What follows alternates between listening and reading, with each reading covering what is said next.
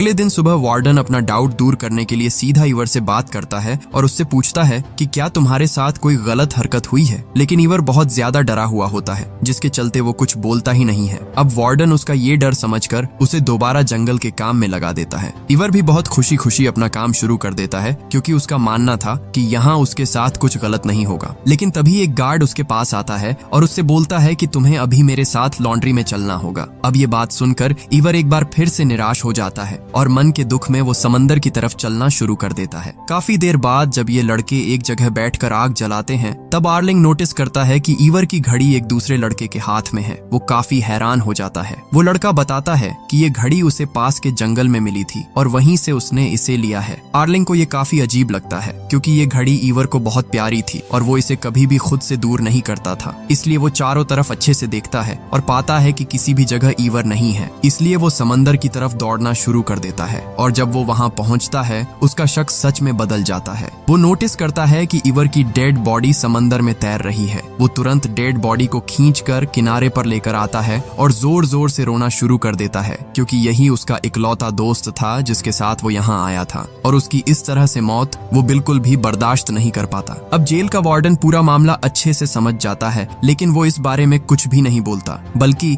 इस जेल की इज्जत बचाने के लिए वो उन सबको बताता है कि ईवर यहाँ से भागने की कोशिश कर रहा था और ऐसा करते वक्त वो समंदर में डूबकर मर गया। हालांकि इसके पीछे की असली कहानी ओलाव और आर्लिंग अच्छे से जानते हैं, इसलिए उन्हें ये बात सुनकर बिल्कुल भी अच्छा नहीं लगता, बल्कि वो दोनों बहुत ज्यादा गुस्सा हो जाते हैं। इसके बाद जब लंच का टाइम हो जाता है, ये सब लोग लंच तो करते हैं, लेकिन उनके मन में बहुत ज्यादा दुख होता है। आज तक इस तरह से उन्होंने किसी को भी नहीं खोया था। अब लंच रूम में जब ब्रोथेन एंट्री करता है, हर कोई उसे जलील करना शुरू कर देता है। उन्हें अब तक पूरा सच पता चल चुका है, इसलिए सबसे पहले आर्लिंग उसकी बेइज्जती करता है और इसी तरह कई लड़के उस पर गंदी चीजें फेंकना शुरू कर देते हैं, जिसके चलते मजबूर होकर ब्रोथेन को वहां से जाना पड़ता है। इन सब चीजों के बाद आर्लिंग खुद वार्डन के पास इस बारे में शिकायत लेकर जाता है और उसे वो सब कुछ बताता है जो ईवर के साथ हुआ था। इसीलिए बेस्टिन अब ब्रोथेन से बात करता है और उससे बोलता है कि तुमने आज जो किया है वो अगर गवर्नमेंट को पता चल गया तो तुम्हारी बहुत बुरी हालत हो जाएगी। इसलिए वो उसे वार्न करता है कि वो ऐसा काम कभी न करे। लेकिन अजीब बात ये होती है कि ब्रोथेन बेस्टिन को ही ब्लैकमेल करना शुरू कर देता है और बोलता है कि मैं भी गवर्नमेंट को बता दूंगा कि तुमने यहाँ का पैसा कैसे अपने फायदे के लिए यूज किया है, जिसका मतलब ये था